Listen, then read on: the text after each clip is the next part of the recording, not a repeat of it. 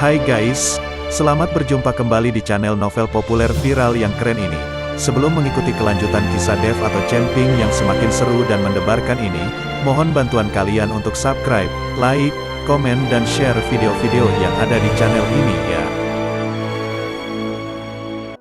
Perlu diketahui bahwa novel Perintah Kaisar Naga ini adalah termasuk kategori novel ongoing. Jadi waktu update dan jumlah bab setiap hari menyesuaikan dengan update dari autornya.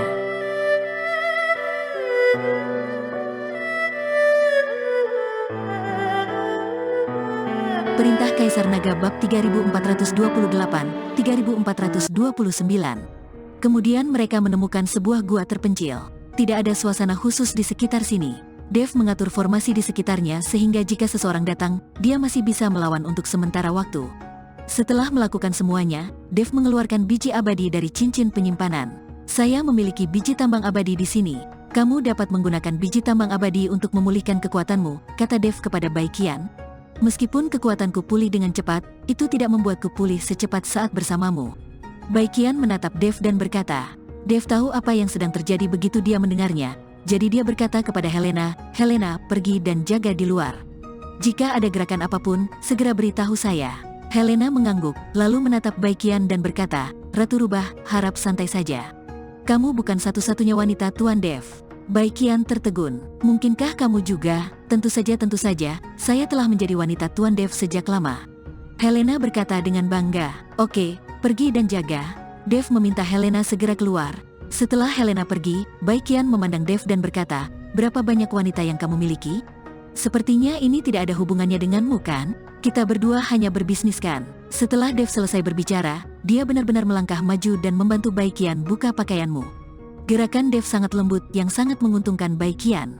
Ini adalah pertama kalinya Dev mengambil inisiatif. Segera, kedua orang itu terjerat dalam kultivasi di tambang abadi itu.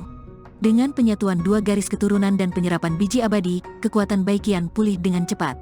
Dev juga memanfaatkan kesempatan ini untuk terus menyerap energi di tambang abadi. Dev dan Baiqian sama-sama tenggelam di dalamnya dan lupa waktu. Helena di luar gua sedikit bosan.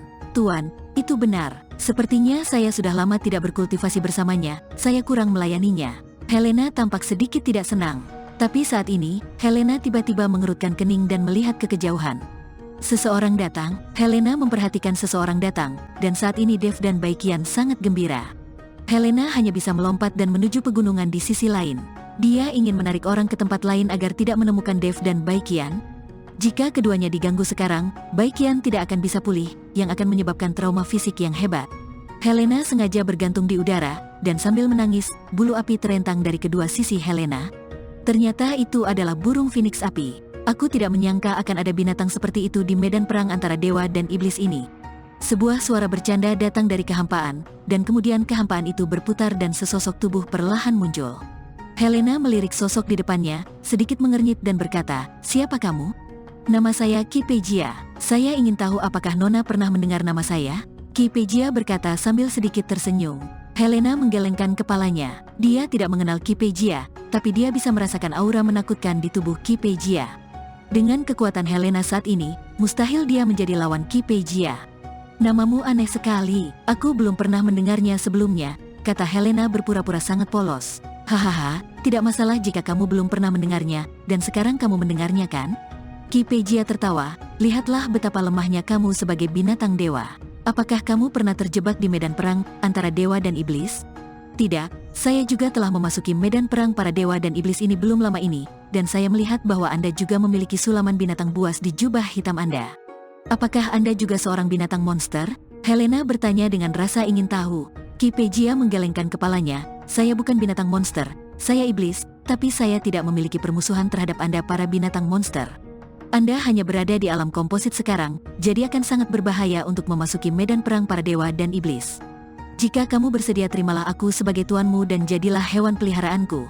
Aku bisa membuatmu tetap aman di medan perang antara dewa dan iblis ini. Ki Pejia sebenarnya ingin mengambil burung Phoenix api sebagai hewan peliharaan. Helena memandang Ki Pejia dengan rasa jijik di hatinya. Meskipun Ki Pejia sangat kuat, tapi menurutnya tidak tahu malu jika dia ingin menjadi tuannya seperti ini. Harus diketahui bahwa ketika Helena diturunkan ke dunia sekuler, kekuatannya tidak lebih buruk dari Ki Pejia. Terlebih lagi, tuannya Helena sebelumnya adalah penguasa wilayah salah satu dari 5 alam surga dan alam manusia, jadi Helena dapat melakukan apapun yang dia inginkan di alam surga dan manusia ini. Namun kemudian dia melakukan kesalahan dan terlempar ke dunia sekuler, dan kekuatannya turun drastis. Untungnya, setelah bertemu Dev, Helena memiliki kesempatan untuk kembali ke dunia surga dan manusia. Sekarang Kipegia adalah kultivator tingkat 8 di alam kesengsaraan, dan dia masih ingin menjadi tuannya. Helena merasa jijik di dalam hatinya. Tapi kekuatan Helena sekarang terlalu rendah, jadi dia harus menanggungnya. Bisakah kamu benar-benar melindungiku? Helena bertanya dengan suara rendah. Tentu saja, di medan perang antara dewa dan iblis ini, siapapun yang melihatku, Kipegia, harus menundukkan kepalanya dan berperilaku seperti manusia, kata Kipegia dengan ekspresi bangga. Apakah kamu benar-benar sekuat itu, agar bersedia mengakui kamu sebagai tuanku? Ketika Helena mendengar ini, dia melompat kegirangan. Melihat Helena sangat patuh dan juga merupakan monster mitos, jika dia bisa dilatih dan dilatih lebih banyak, dia pasti akan menjadi penolong yang baik di masa depan. Selain itu, Helena juga terlihat cantik dan halus, jadi bagus untuk menjaga tempat tidur tetap hangat di malam hari. Oke, karena kamu mengenaliku sebagai tuanmu, izinkan aku memberimu ramuan terlebih dulu. Kipegia mengeluarkan ramuan dan melemparkannya langsung ke Helena. Ini adalah ramuan yang aku temukan di medan perang para dewa dan iblis. Aku berikan padamu. Terima kasih, Tuan. Helena sangat senang karena dia akan menyingkirkan ramuan itu. Makanlah, ramuan ini untukmu. Kipegia meminta Helena untuk memakan ramuan itu. Helena ragu-ragu sejenak, tapi akhirnya membuka mulutnya dan menelan ramuan itu. Bagaimanapun, dia harus patuh tanpa syarat sekarang agar Kipegia tidak curiga. Kipegia tiba-tiba tersenyum saat melihat Helena benar-benar memakan ramuan itu. Tuan, saya baru saja diintimidasi. Saya ingin tahu apakah Tuan dapat membantu saya membalas dendam? Helena bertanya pada Kipegia. Tentu saja, kamu bisa membawaku ke sana. Kipegia mengangguk. Helena membawa Kipegia ke arah yang berlawanan dengan gua tempat Dev dan yang lainnya berlatih. Keduanya terbang jauh, dan Helena berubah menjadi tubuhnya sendiri dan terbang di samping Kipegia. Ini membuat Kipegia merasa sangat puas. Senang rasanya melihat burung phoenix api terbang di sampingku sepanjang waktu, menjadi hewan peliharaanku. Tetapi saat ini, Helena sangat cemas. Dia perlu menemukan musuh yang kuat, dan kemudian mengikuti Kipegia untuk bertarung sampai kedua belah pihak terluka, dan baru setelah itu Helena dapat melarikan diri. Saat burung phoenix api mengikuti Kipegia, dia tiba-tiba menemukan bahwa selusin kultivator sedang mengelilingi seorang kultivator wanita. Melihat lebih dekat, Helena menemukan bahwa ini sebenarnya adalah orang-orang dari Sekte Yupu. Kalian pasti tahu kalau pemimpin Sekte Yupu, Hai Ande, sudah meninggal, namun masih ada seseorang dari Sekte Yupu yang lolos dari jaring. Tuan, mereka ada di bawah. Helena menunjuk dengan cepat. Setelah melihat ini, Kipegia menukik ke bawah. Pada saat ini, kultivator wanita didorong ke tanah oleh lebih dari selusin kultivator dari Sekte Yupu, dan pakaiannya akan segera dilepas. Kipegia melihatnya tanpa ekspresi, dan kemudian bertanya, apakah orang-orang ini menindasmu?